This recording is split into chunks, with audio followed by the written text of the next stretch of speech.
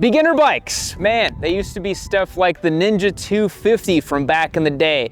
Carbureted, slow, dorky looking, just really not what you wanted to see as a beginner rider. You also had stuff like the GS 500, the Ninja 500, but they were still kind of old, carbed and bad and all that stuff.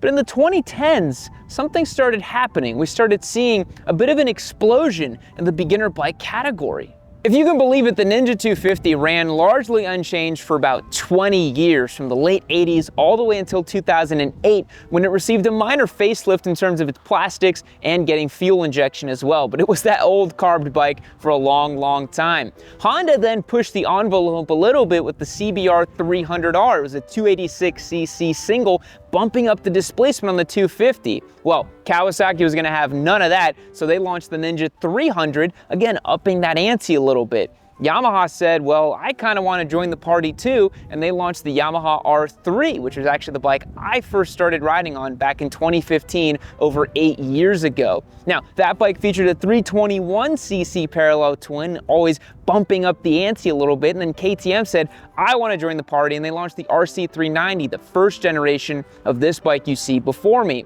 Had a 373cc single cylinder, really racy, lightweight sort of thing, and it was a really sweet machine. Now, Kawasaki said, you know what, we're done with all this. They launched the Ninja 400, which has kind of been the de facto king of beginner bikes for a long, long time, in that entry-level sport category, restricted on the A2 licensing system, but about a little under 48 horsepower. But KTM recently released the second generation KTM RC390 that I think is kind of the final word for beginner bikes. So in today's video, I want to explore if we've reached the peak of beginner bikes and if there's anything we can do to improve these machines. Let's get into it. One of the best things about these new beginner bikes is that they actually have some power and poke. This RC390 is powered by a 373cc single cylinder engine, making 44 horsepower and a pretty healthy amount of torque too. In days past, these little beginner bikes used to really struggle getting up to highway speeds. You'd have to kind of battle them and really get them up to the red line to get them up to highway speeds. But now, I mean, look at me, I can carve up traffic on this thing, no problem. Can enjoy this twisty road, get on the gas, have fun. It works really, really well. Power is a big thing for a lot of people getting these bikes, man, because you don't want to get into a situation where you buy a bike and then you become bored of it power-wise, you know, within the first couple of months. And that can happen to a lot of American riders especially, because they're used to just jumping on the highway and they want to feel a big acceleration, you know.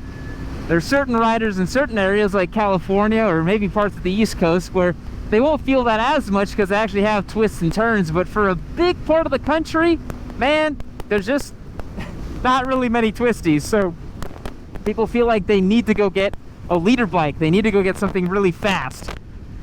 But I would wager to say that the RC390 and these new beginner bikes, they keep you much more entertained for longer. I mean, I really wish that the RC390 was around in this configuration when I started riding, because it would be a no-brainer. What a sweet bike.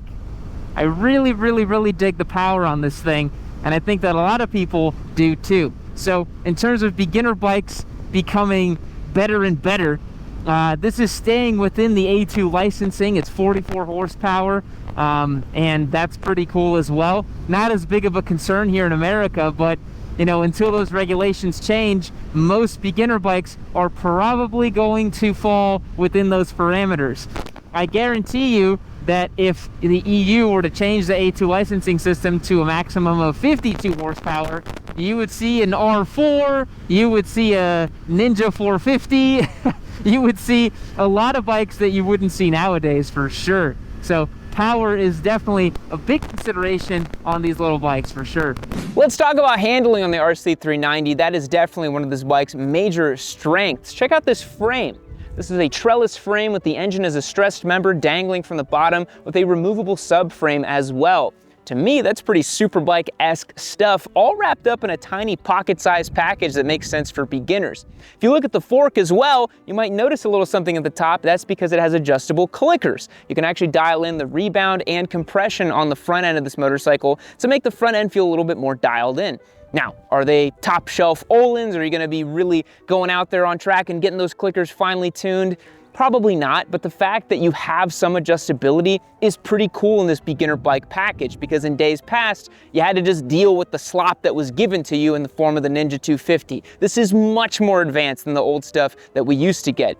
Out back as well, the shock is adjustable for rebound and preload, so you get a little bit extra adjustability in terms of the standard preload adjustability that you would see on beginner bike packages. Overall, the RC390 features a lightweight, well-handling frame that's been taken on track, and it's got its own spec series in racing, and it's a pretty cool package for beginner riders. Another really cool thing about the RC390 is the fact that it comes with some pretty sticky tires from the factory. It's fitted with Conti's Road Attacks, which is a pretty good tire, but we've actually swapped in a set of Bridgestone RS10 tires that are way stickier because we have a ton of fun track day content planned with this thing, and I wanted to make sure it was up to the task. But nowadays you have so many options in terms of tires you can put on these bikes. You can get something that'll last a super long time, or you can get something super sticky for the track. You can even run a DOT slick or a DOT tire out back. There's all kinds of stuff you can do to these bikes to make them handle even better. That's pretty cool. Now, one of the coolest things about this RC390 is that it's a giveaway bike that we're featuring over at yammynoob.co.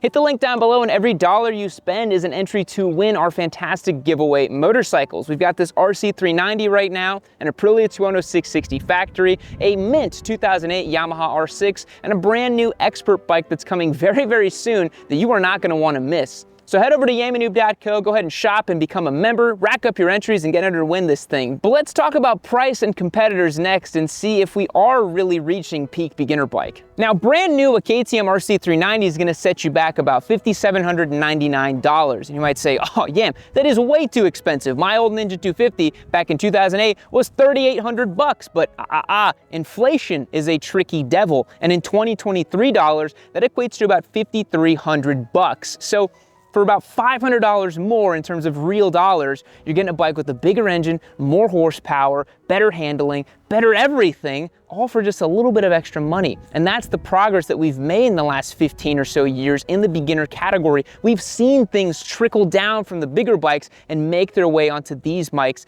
basically making everything better. Now, that's not where the story ends either. Not only is this bike better in terms of its fundamentals, the frame, the engine, the handling, all that stuff, there's way more features and technology on this thing too. Let's talk about that next. As mentioned, a big area of advancement has been features and technology too. You know, this motorcycle cost about what a Ninja 250 cost back in the day in 2008, yet it has switchable ABS, traction control, a screen with proper readouts, a bunch of different information. I mean, the only thing I'm really missing is cruise control, but I mean, I don't really need cruise control on this little guy, do I? It would be cool. I could see the KTM Duke 390 having cruise control eventually. Could definitely see that happening. But having a rudimentary traction control system on a motorcycle like this, you might say, oh man, it only makes 40-something horsepower. Does it really need traction control? And I definitely echo that sentiment. But at the same time, you know, traction control is there to save you when you're having a bad day or you're not fully on your A game. And for beginner riders, that's kind of all the time, you know. So having that kind of feature on this bike is pretty sweet.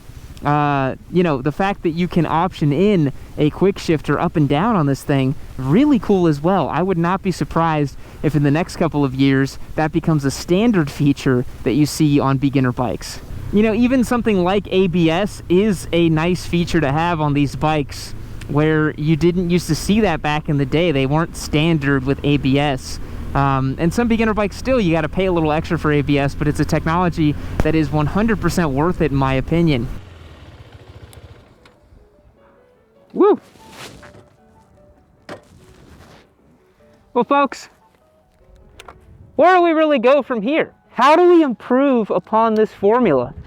I don't know. Is it more technology, more standard features? Is it automatic transmissions, kind of the way of Honda? Is it better fuel economy? I think we're kind of seeing the swan song of the beginner motorcycle. I think it's not many years from now until we just have all automatic bikes or electronic bikes or electric bikes even, and this is kind of the final swan song of the internal combustion engine beginner motorcycle I can't really think of a way to improve on this machine, but if you guys know of something, leave me a comment down below and I'll be happy to read it. And I'll catch you guys in the next one. Remember, this is a giveaway motorcycle. I think it's pretty snazzy. Check it out below at yamanoob.co. And I'm actually gonna keep riding this thing. So I'll catch you guys in the next one. See you later.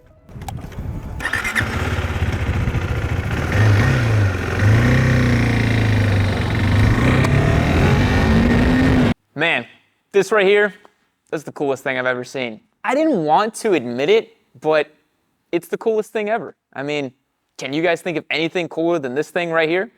I can't.